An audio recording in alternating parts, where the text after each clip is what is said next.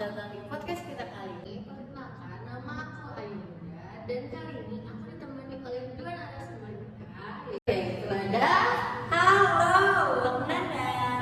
halo, aku Reni.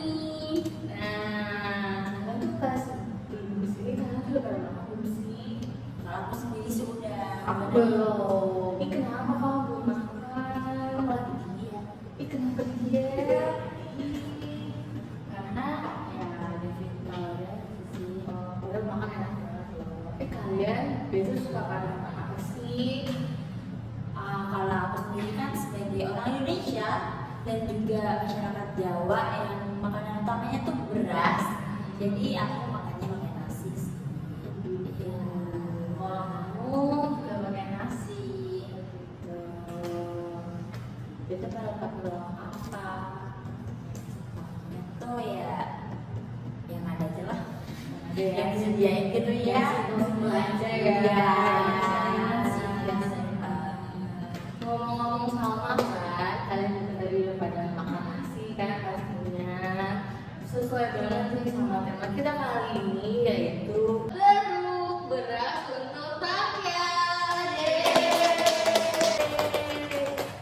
Jadi di podcast kita kali ini kita akan membahas tentang kebijakan impor beras yang ada di Indonesia, ya kan? Nih, jadi kalian tahu nggak sih kalau ternyata Indonesia itu masih impor beras loh? Ya pasti kita tahu lah ya. Ya, pasti tahu. Masyarakat Indonesia. Nah, menurut data yang ada, katanya Indonesia tuh masih impor beras sekitar 90%-an loh. Dan itu berat besar banget ya nggak sih? Ya tahu, aku juga kemarin tuh kan sempat baca artikel. Nah, Indonesia itu kan jumlah penduduknya besar, tapi itu mereka ketergantungan sama berasnya itu sangat tinggi, soalnya itu adalah makanan pokok. Nah, peningkatan produksi ini itu tidak begitu besar di Indonesia, jadi menyebabkan Indonesia itu mengimpor beras dari luar. Tapi kalian belum pada tahu ya kalau konsumsi beras itu mampu dipenuhi oleh produksi dalam negeri, bahkan bisa surplus lah. Setiap tahunnya Indonesia tuh surplus beras sekitar 1,3 juta ton. Bulog juga punya beras yang cadangannya cukup aman, sebagaimana yang disampaikan kepala Bulog di berbagai media sih. Aku jadi dapat ilmu baru nih guys. Bermanfaat Itu beneran bermanfaat banget sih. Aku bener-bener gak tahu kalau selama ini Indonesia itu beras sebesar berapa tadi? 1,3 ton. Wah, itu gede banget sih ya. Padahal kan secara Indonesia itu negara agraris ya, dan katanya itu petani-petani lokal ini tuh nggak asal memproduksi gitu loh. Hasil-hasil produksinya juga katanya tuh nggak kalah sama yang impor. Nah, kan menurut kalian nih, kenapa sih kita tuh harus impor beras dari luar negeri? Oh, dimulai dari aku dulu aja kali ya. Kita kan tahu nih, kita tahu sendiri kalau jumlah penduduk meningkat, otomatis kebutuhan pangan kita juga meningkat, teman-teman. Nah, kalau gitu kita gimana ya? Ini tuh cara pemerintah buat menekan kekurangan pangan. Nah, makanya pemerintah itu bikin kebijakan impor beras itu sendiri.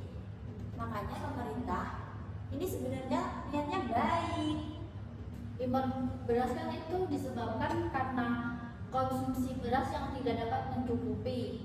Nah, tapi bukankah tadi sudah dikatakan bahwa Bulog itu memiliki cadangan beras yang sangat aman buat 1 tahun ke depan? Iya, sebenarnya memang kita punya cadangan beras, tapi kita kan nggak tahu nih ke depannya berapa bulan atau 3 bulan atau 6 bulan. Amit-amit kita nggak tahu ya, ke depannya kita akan bakal terjadi bencana alam gitu atau gagal panen massal. Itu tuh cuma bentuk antisipasi pemerintah buat kita biar kita nggak kekurangan pangan.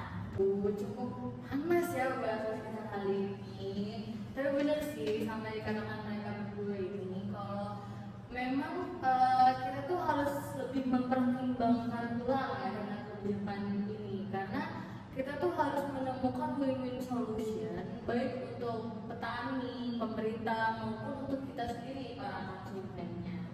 Nah, menurut kalian jalan alternatif dari kebijakan impor beras ini yang dapat dilakukan oleh pemerintah? Kalau menurut aku ya, impor beras itu kan cukup merugikan petani lokal. Nah, solusi yang bisa diberikan tuh kayak seharusnya tuh pemerintah itu dapat memberikan dukungan yang lebih pada petani, seperti kayak subsidi pupuk atau peningkatan teknologi di pertanian itu, atau juga perbaikan sistem irigasi yang bisa dapat meningkatkan kualitas beras di Indonesia, jadi tidak memiliki ketergantungan di impor di luar negeri gitu. Kalau dari aku sendiri, pemerintah tuh dapat melakukan kebijakan alternatif. Contohnya tuh kayak peningkatan efisien gitu. Nah, peningkatan efisiensi ini nantinya juga berdampak ke ketahanan pangan kita itu sendiri. Nah, pemerintah juga bisa mengevaluasi ulang mengenai kebijakan dari saat musim panen agar nantinya kebijakan-kebijakan tadinya tidak merugikan petani kita sendiri, utamanya kita kan negara agraris lah ya. Iya.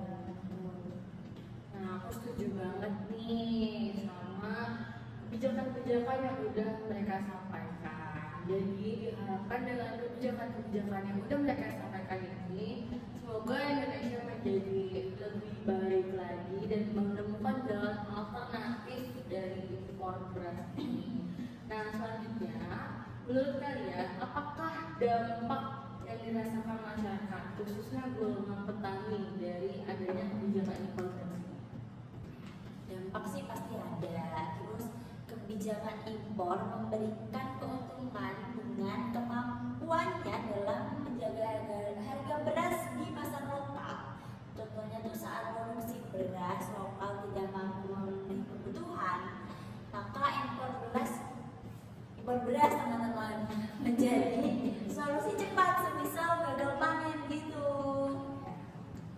Kebijakan beras ini tuh juga memiliki dampak negatif bagi petani kecil. Contohnya tuh kayak harga beras impor itu kan lebih murah dari harga asli beras yang di Indonesia. Nah, karena itu petani itu tidak dapat bersaing dengan pasar impor, sehingga petani itu terpaksa menjual harga panennya itu dengan harga rendah, padahal Dampak yang disebabkan dari kebijakan beras ini sebenarnya cukup serius ya. Dari yang udah kalian bilang tadi, kalian sampaikan tadi itu benar serius banget gitu. Sampai tadi sempat ada teknopan, ya kan? Wah, seru banget nih guys pembahasan kita kali ini. Nah, pertanyaan terakhir nih, ya kan? Menurut pandangan kalian, apakah dari kebijakan ini itu sebenarnya merugikan atau malah menguntungkan sih buat golongan-golongan kita ini, atau khususnya di golongan petani? kalau menurut opiniku ya, kebijakan ini tuh seringkali tuh merugikan petani-petani kecil, karena ya seperti yang aku katakan tadi, petani itu terpaksa menjual harga panennya dengan harga rendah, padahal harga itu tuh tidak sebanding dengan harga produksi yang mereka keluarkan untuk menanam padi tersebut. Kalau aku sendiri tuh ya, kebijakan ini tuh malah menguntungkan kita sebagai masyarakat Indonesia atau sebagai konsumen nih, sebagai pemakan beras juga. Jadi bisa kita gimana ya, harganya tuh lebih stabil gitu. Jadi masyarakat tuh nggak merasa terbebani dan harganya pun bisa dijangkau oleh masyarakat yang mohon maaf ekonominya agak ke bawah gitu. Wah, opini yang bagus banget ya guys. Tepuk tangan dulu dong buat kita. Banget kan guys, opini-opini dari narasumber kita kali ini. Nah, sebelum kita mengakhiri podcast kali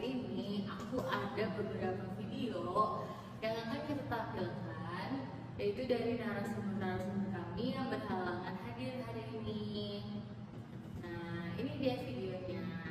Ini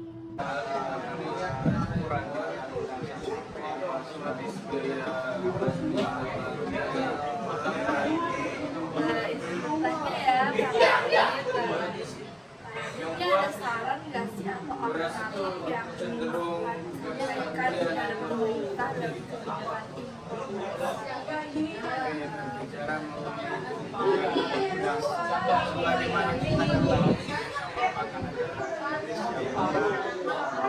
banyak orang-orang berkata bahwa mana anak kita diberikan dengan kesuburannya harus berlimpah. Itu sebenarnya nilai sendiri bangsa kita sebagai negara agraris, khususnya sebagai pokok beras. Akan tetapi hari ini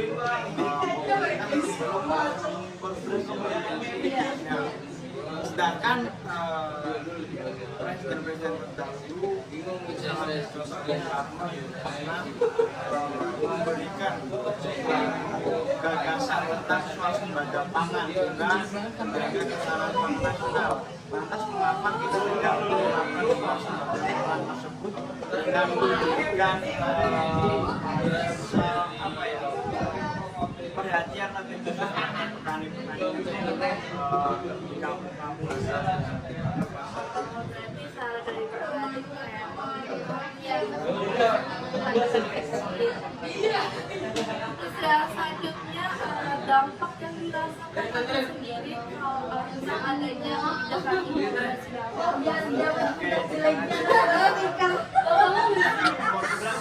Iya, tentunya berdampak terhadap harga di pasaran yang mana harga beras impor itu cenderung dengan biaya yang lebih tinggi karena kita perlu mendatangkan beras itu dari negara luar yang mana harus ada ongkos importasi di situ. Sedangkan jika kita menggunakan beras lokal tentu secara harga akan jauh lebih murah. Begitu pun dengan kualitas, sebenarnya kualitas beras lokal kita tidak kalah, bahkan lebih baik daripada kualitas beras dari kualitasnya lebih top, bisa kita lokal, terus harganya juga terus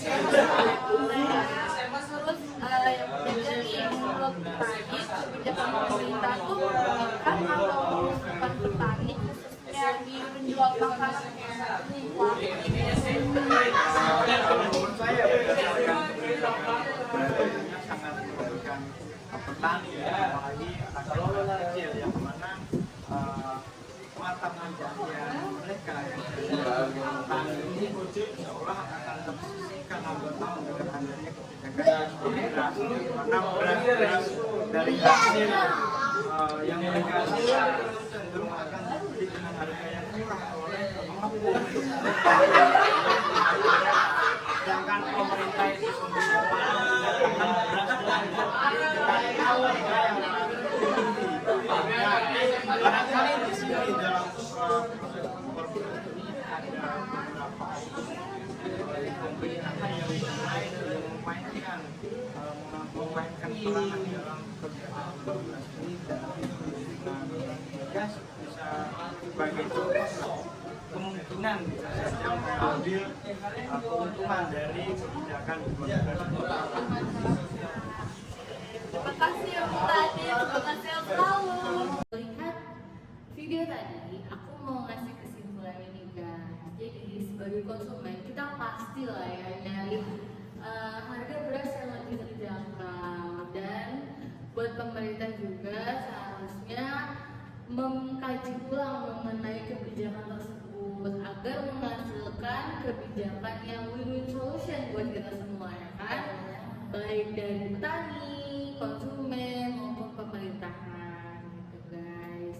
Jadi makasih banyak buat teman-teman narasumber yang udah nemenin aku di podcast kali ini, dan jangan lupa untuk kalian semua untuk subscribe, like, dan komen.